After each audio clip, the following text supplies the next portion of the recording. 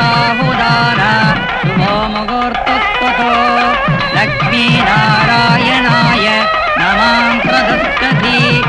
ఓం సర్వమంగళ మాంగళ్యే శివే సర్వార్థసాధకే శరణ్యే త్ర్యంబకే దేవి నారాయణి నమోస్తుతే. మాంగళ్యం తంతునానేన మమ జీవన హేతునా. ఆగండి, అందరూ పాటు పనికిరాదు.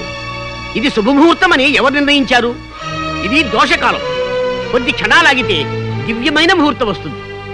ఏమిటి స్వామి తమరెవరు? భవిష్యద్వాడిగా పేరుగాంచిన త్రికాలవేత్త, దైవజ్ఞ, మహామహోపాధ్యాయ మత్తేబ శాస్త్రి పేరు వినలేదా మీరు? నేనే. మహారాజా వారింట వివాహం జరుగుతున్నదని తెలుసుకుని సమయం శుభప్రదం కాదే అని పరుగున వారింపవచ్చాను. దైవానుకూలం వల్ల ఇంకా ముడిపడలేదు. సంతోషం. ఏమిటి, నేను పెట్టిన ముహూర్తాన్ని ఆక్షేపిస్తున్నారా? శాంతించండి, ఇక పైన మీకే తెలుస్తుంది. వధువు మెడలో ధగధగ మెరిసే ఆ హారం వరుడు తెచ్చినది కదూ? అవును స్వామి, అది మహిమగల హారం. ఆ హారమే మా అమ్మాయిని రక్షించింది. ఓహో, అది తెచ్చాడు గనక అతనితో మీరు వివాహం జరిపిస్తున్నారు. వరుడా, ఆ హారం తేగలిగిన వాడు మహావీరుడై ఉండాలి. నీవు చూస్తే వికలాంగుళ్లాగున్నావే, అది నీకు ఎలా సాధ్యమైందా అని నా అనుమానం. ఏం మహారాజా, అంతే కదా? నేను అడిగిన దాంట్లో తప్పేమీ లేదు కదా? నిజమే. ఈ దివ్యహారం తేగలిగిన వాడు సూర్యుడై ఉండాలి. అది నువ్వెలా తేగలిగా? అది ఏ సందర్భంలోనైనను నీవెవరివో చెప్పి నీ నిజస్వరూపము వివరించినా ఆ హారము నేలబడినా హారము యొక్క శక్తి నశించి నిర్జీవమైపోవుగాక. చూశారా మహారాజా, తడబడుతున్నాడు. నా ఉద్దేశంలో ఈ హారాన్ని సంపాదించింది ఇతను కాదు. ఇతనికి ఎవరైనా ఇచ్చి ఉండాలి, లేదా అతని దగ్గర నుంచి ఇతను తస్కరించి ఉండాలి. తస్కరించవలసిన అవసరం నాకు లేదు. నేనే ఈ హారాన్ని సాధించాను. లేదు, నువ్వు రాకుమార్తెను వివాహం చేసుకోవాలని ఈ పథకం వేశావు. మహారాజా, నేను చెప్తున్నాను వినండి. ఈ హారాన్ని సంపాదించినది విజయ్ అనే మహాశూరుడు. నువ్వు అక్రమం చేసి ఆ మహావీరుని మోసం చేసి ఈ హారాన్ని తెచ్చావని నేను అంటున్నాను. దీనికి నీ సమాధానం ఏమిటి? శుభప్రదంగా పెళ్లిపీటల మీద ఉన్నావు. నీ చేతిలో ఉన్న మాంగళ్యం మీద ప్రమాణం చేసి చెప్పు, ఈ హారాన్ని సంపాదించినది విజయా కాదా?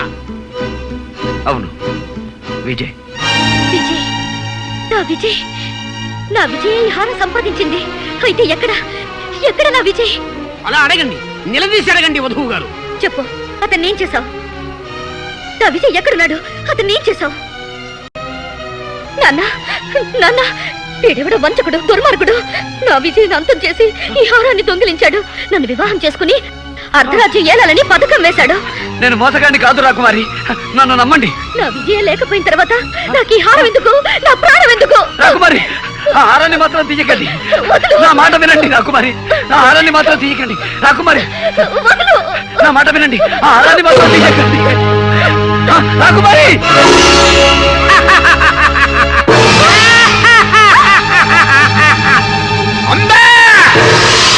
అమ్మా, పద్మా! హే నేత, ఆనతి ప్రకారము వధువు బలి వధువు.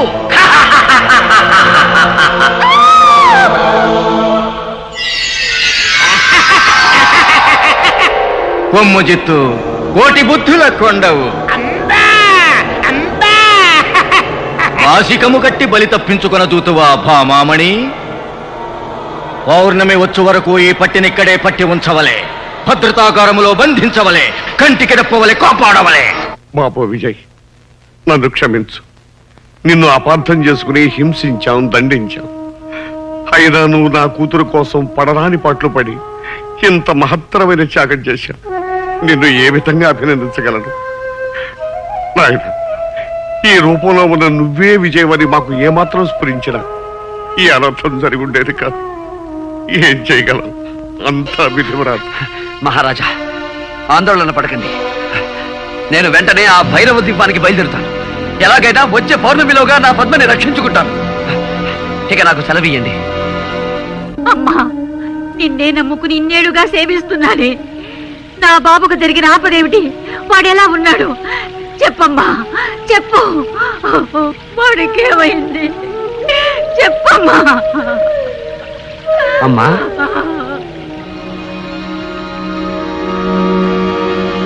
ఎవరు బాబు? నేనమ్మా, విజయ్ని. ఒకనాడు దెబ్బలతో మీ దగ్గరకు రాగా నాకు ఉపశమనం కలిగించారు. క్షుద్రశక్తి నుంచి తప్పించుకోవడానికి రక్షా కట్టి పంపించారు. ఆ రక్షాబలం ఉన్నంత వరకు నాకంతా జయమే జరిగిందమ్మా. ఇప్పుడు నేను భైరవ ద్వీపానికి బయలుదేరుతున్నానమ్మా. మళ్ళీ తమ ఆశీస్సు పొందాలని వచ్చానమ్మా.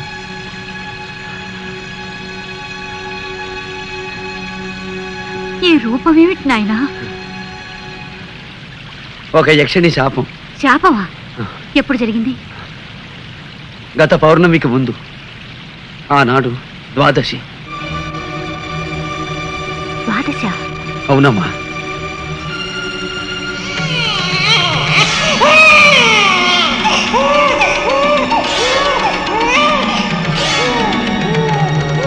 బాబు, నీవెవరి బిడ్డవి? నీ తల్లిదండ్రులు ఎవరు? నేనెవరి బిడ్డనో తెలీదు కానీ గోమతి నదీ తీరంలో ఉన్న కోటాల కోనలో పెరిగాను. పసి వయసులో ఒక ఉగాది నాడు నదిలో కొట్టుకొస్తూ ఆ కోనవాసులకి దొరికానట. ఉగాది గోమతి నదిలో?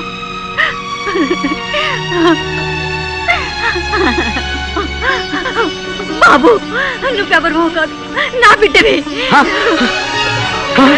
నిన్ను పోగొట్టుకున్న దౌర్భాగ్యురాలి నేనే. అమ్మా! అవును బాబు, నేనే నిన్ను కన్న తల్లిని. అమ్మా! బాబు! అమ్మా!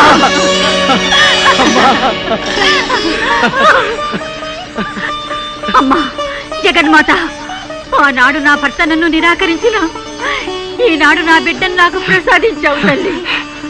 అమ్మా, నా తండ్రి ఎవరు? చంద్రప్రభ మహారాజు. చంద్రప్రభ మహారాజా. అయితే ఆయన్ని నేను కలుసుకున్నానమ్మా. నీవా? అవునమ్మా. తాను గాంధర్వ వివాహం చేసుకున్న భార్యని నిరాకరించానని, ఆ పాప ఫలం అనుభవిస్తున్నానని వేదనతో కుమిలిపోయారమ్మా. అంతా మంచిగా జరిగిందమ్మా. ఒకరినొకరం తెలుసుకోకపోయినా ఆయన స్థితికి జాలిపడి మా గూడానికి పంపించానమ్మా.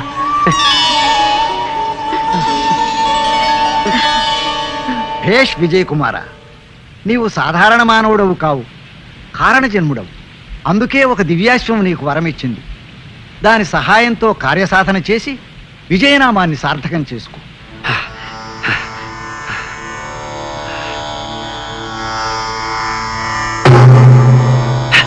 అయ్య రాజా, నమో నమః. ఈనాటి అర్ధరాత్రిలోగా నేను భైరవ దీపం చేరుకోవాలి. నీవు ఇచ్చిన మాట ప్రకారం నన్ను అక్కడికి చేర్చవలసిందిగా అర్థిస్తున్నాను. సంగీత కళాకోవిద, క్షమింపుము. నీవు ఇప్పుడు శాపగ్రస్తుడవు. శాపగ్రస్తులు దివ్యాశ్వమును అధిరోహించుట నిషిద్ధము. కానీ ఒక ఉపాయమున్నది. త్యాగశీలు ఎవరైనను నీ శాపరూపమును పరిగ్రహించిన నీ రూపము నీకు సిద్ధించను. క్షమించు హైరాజా. ఈ కురూపాన్ని ఎవరికో కట్టబెట్టి వారిని అవస్థల పాలు చెయ్యలేను. దీక్షా బలంతోనే బయలుదేరతాను.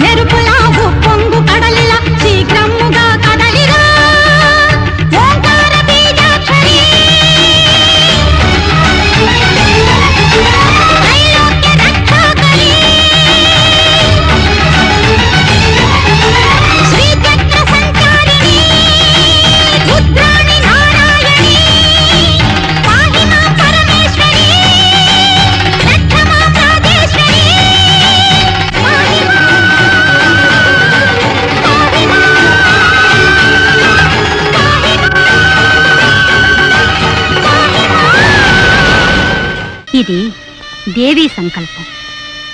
నీకు విజయం చేకూరాలని ఆ తల్లి నాకు అనుగ్రహించిన రూపమే ఇది. నీవు విచారించకు. అమ్మా, అమృతతులు ఏమైనా మీ ఆశీర్వచనం లభిస్తుందని వచ్చాను కానీ ఇంతటి ఘోరం జరుగుతుందని ఊహించలేకపోయానమ్మా. చూడు విజయ్, దుఃఖించడానికి ఇది సమయం కాదు. పౌర్ణమి ఘడియలు సమీపించక ముందే దివ్యాసం అధిరోహించు.